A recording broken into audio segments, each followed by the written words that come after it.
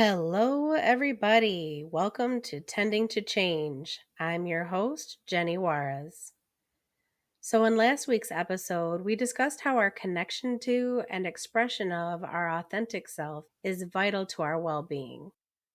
We also talked about how unmet needs and childhood trauma can put us in an unconscious position of choosing between two non negotiable needs: attachment and authenticity. And we talked about how, particularly as a young dependent child, we are most likely going to choose attachment over authenticity for the sake of our survival. Today, I'd like to explore this a little further by putting a name to this experience of feeling unworthy, unlovable, or not enough just as we are. And it's called shame. Brene Brown, who is a qualitative researcher and storyteller, she's spent the last 2 decades studying courage, vulnerability, shame, and empathy. She's authored several books after going viral in 2010 with her TED Talk, The Power of Vulnerability. She defines shame as the intensely painful feeling or experience of believing that we are flawed and therefore unworthy of love and belonging. Shame happens when we internalize the belief that we are so flawed that we are unlovable, which is, of course, super sad because we're all flawed. I have often told my daughters that the people who look the most put together are often the most fragile and are just one stressor away from shattering all over the floor. I say this with confidence because I've lived it. I'm a recovering perfectionist. And as I've said in a previous episode, I had a long-standing belief that if I did everything perfectly, then I could insulate myself from failure, disappointment, and pain. But my life has provided me with opportunity after loving opportunity to know deep to my bones that this life is inherently uncertain, saving for the certainty of death, and that no amount of quote unquote perfect behavior is ever going to save me from challenges or discomfort. And honestly, what's worse is pretending to be perfect and rejecting our flaws actually prevents us from connecting with others in an authentic, intimate way. It makes it harder for other people to relate to us, and it can even trigger shame in the other person for not living up to the same high standards that we're projecting. Now, I'd like to take a minute to differentiate between shame, guilt, and embarrassment. Because since we're all flawed human beings, we're going to get things wrong sometimes. Okay, we're going to get things wrong a lot of the times. We're going to make mistakes. We're going to act impulsively, and we're going to stick our foot in our mouth a lot. Lord knows I have. And when we do so, we will naturally feel a sense of humiliation or embarrassment for the mistakes we make, or guilt for the ways we harm other people. And this is a good thing. It helps us learn, grow, and evolve. And it helps us become kinder, more patient, and more compassionate human beings. But shame is not necessary, and it's not useful. Shame takes those same mistakes, impulsivity, and cruelty and makes it a part of our personal narrative. Instead of us getting the situation wrong, we become wrong. We attribute our shortcomings and our failures to our sense of self, our ego, and we internalize this belief that because of who we are inherently unworthy of love and belonging. It then manifests as a fear of abandonment and rejection on the basis of who we are. And so we become terrified of revealing our flawed, authentic selves. And instead, we armor up our heart and we keep everyone at a safe distance and we project a masked image that we think will be more acceptable to the world around us. And because we believe that vulnerability is dangerous and threatens our connection to others, we can't recognize that it's our vulnerability that is the very thing that allows us to experience connection and intimacy with another person in the first place. Brene Brown says, if you put shame in a petri dish, it needs 3 ingredients to grow exponentially: secrecy, silence, and judgment. If you put the same amount of shame in the petri dish and douse it with empathy, it can't survive. So that's really important to understand, because these aspects of ourselves that cause us to think that we are unworthy or unlovable, this shame, it hides in secrecy and silence.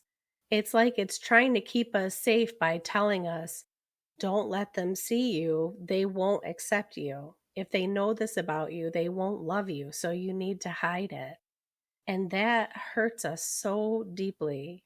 And it makes us feel so alone. I've told my children over and over, if we can drag our shame out of the shadows and into the light, if we can be brave enough to admit our flaws, our shortcomings, and let them be seen by safe people who love us, who won't judge us, who will meet us with empathy, then the shame dispels like a shadow in the light. It can't exist. And that's one of the reasons why I'm so open about my own flaws and my own shortcomings.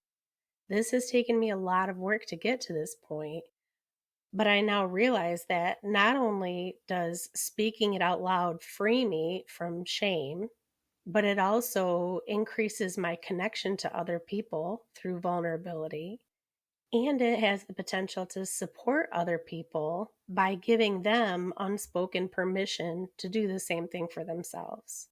You see, we unknowingly sabotage ourselves because as we protect ourselves against sadness, disappointment, or fear, we also protect ourselves against joy, love, and happiness. It's impossible to experience the greatest delights that life has to offer if we've armored ourselves against the deepest depths of heartache. We don't get to pick and choose. Either we're open to it all or we're numb to it all. The experience of shame also triggers the stress response in our body, which is commonly referred to as fight or flight, or more recently, it's been extended to fight, flight, freeze, or fawn. And that's where I'd like to explore the rest of our time today. I had a recent conversation with my daughter about what goes on internally when we encounter a stressor, and she was amazed by how impactful stress is to our health. And because I believe that knowledge can be empowering, I'm going to do my best as a layperson to explain this incredibly complex process to you in the simplest terms possible. Now, if you find yourself pulled to learn more about the stress response in particular, or the nervous system in general, I would encourage you to go deeper. It's both fascinating and sprawling in its impact, not just on our bodies, but on our mental health, on the way we live, work, love, the way we parent, on our culture and societal structures. It's amazing how deeply interconnected we all are, from the most vast aspects to the most subtle life structures. Okay, so first, a definition. Stress is the perception of a threat to our physical or psychological well being, coupled with the perception that we will not be able to handle it. So I want to emphasize that stress is the perception of a threat, which means it's directly related to our thoughts and our emotions. All day long, our brain is taking in vast amounts of data, sorting it into relevant, irrelevant, safe, and unsafe. And it does this at such a speed that our prefrontal cortex, which is the most evolved part of our brain responsible for logic, reason, and rationalization, can't keep up with our bodily responses to our environment. So here's a down and dirty explanation on the biology of stress. First, a quick science lesson. Our body is constantly seeking homeostasis or balance for survival.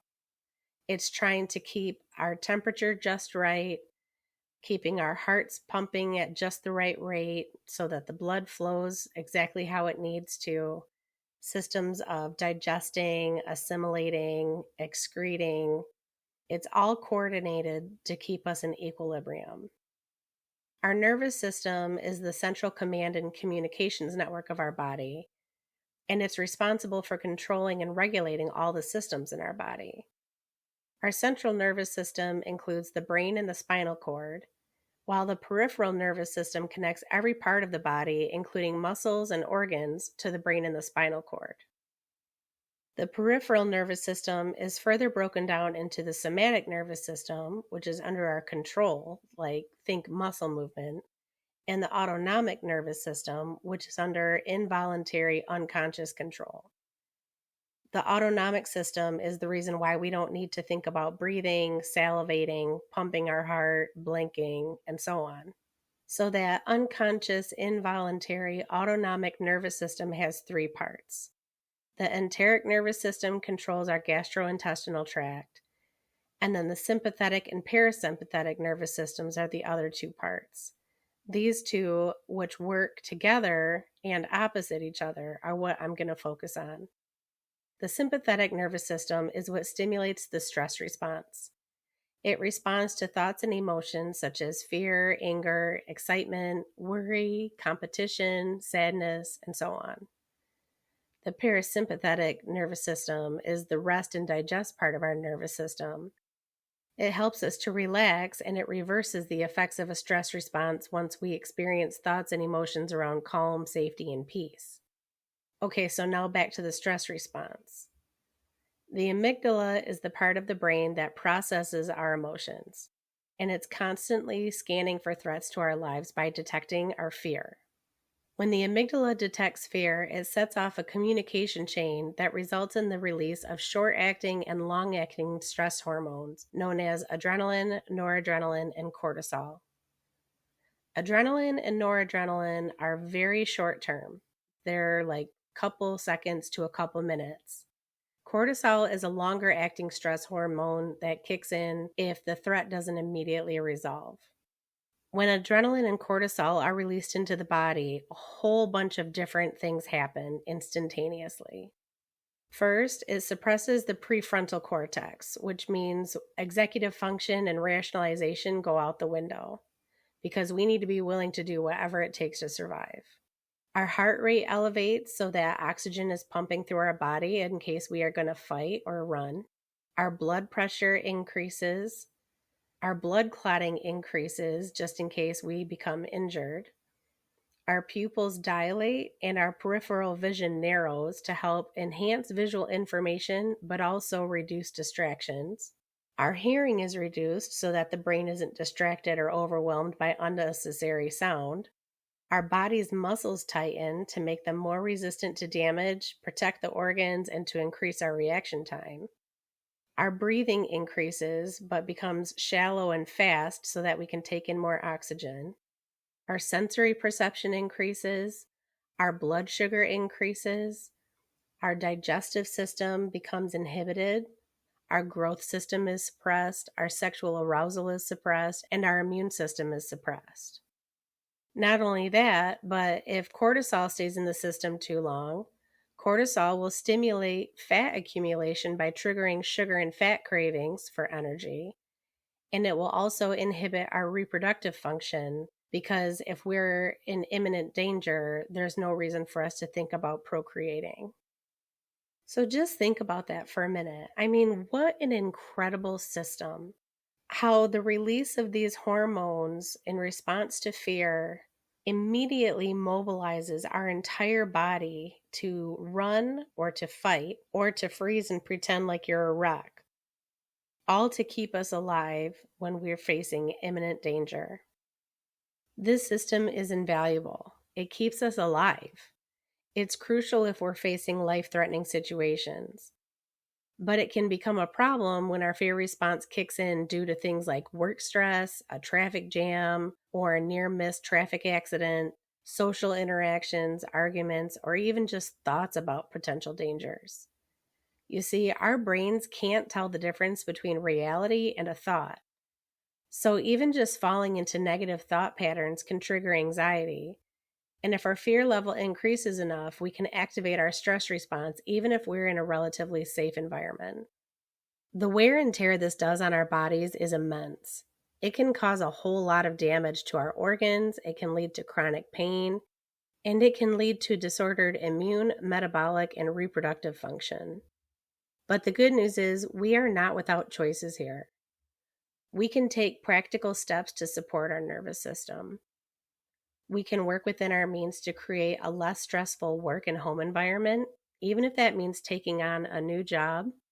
We can improve our concentration by reducing the amount of distractions because, as you might remember from an earlier episode, continuous partial attention also puts us in fight or flight.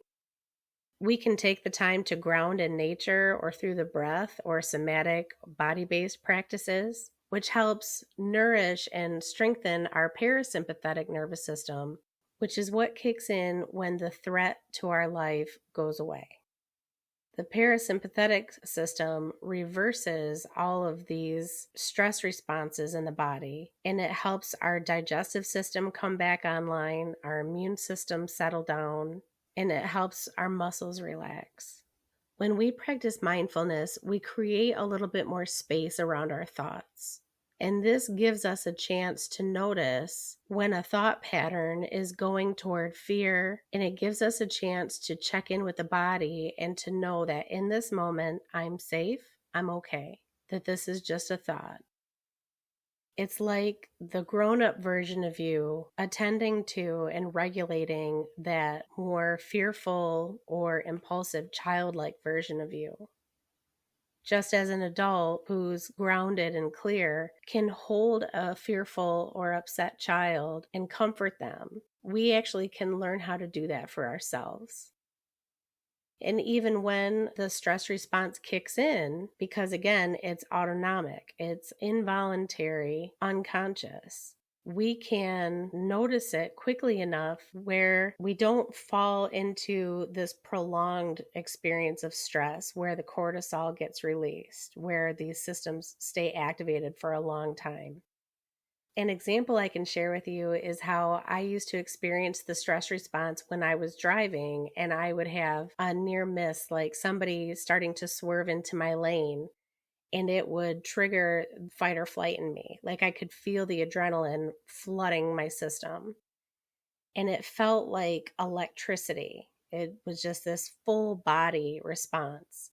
And because of my practices, I could notice that, and I understood that it was in response to this near miss auto accident. And so my practice became placing a hand on my heart in the center of my chest and saying, "You're safe, you're okay. You're safe, you're okay," out loud to myself while breathing slowly and steadily. And I would imagine that the adrenaline was just like this flood of euphoric, beautiful energy washing through my body. And I would just imagine it energizing me.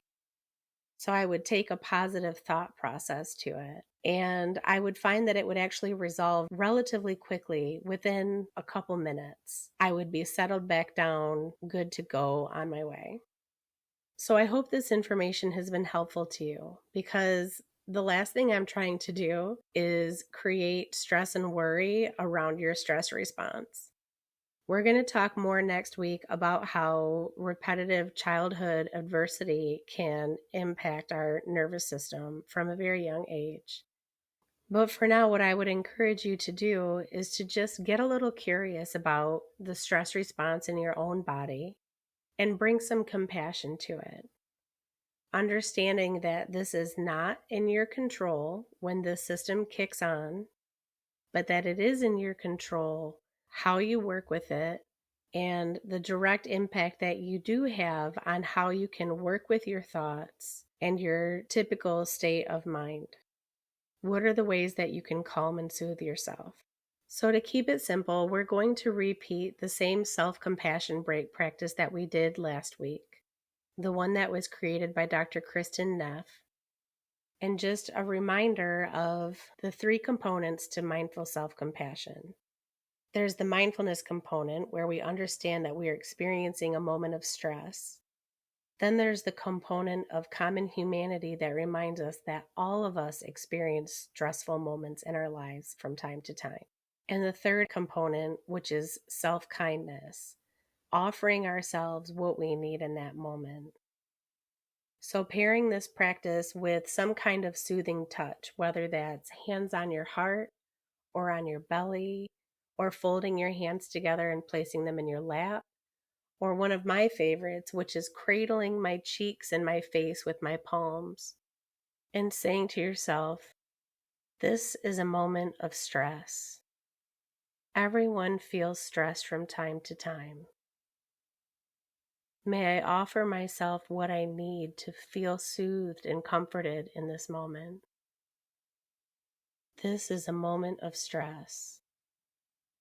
All beings feel stressed from time to time. May I offer myself what I need in this moment to be comforted and soothed." Thank you so much for being here with me today. I really appreciate your curiosity and your attention and your passion for going into these conversations with me.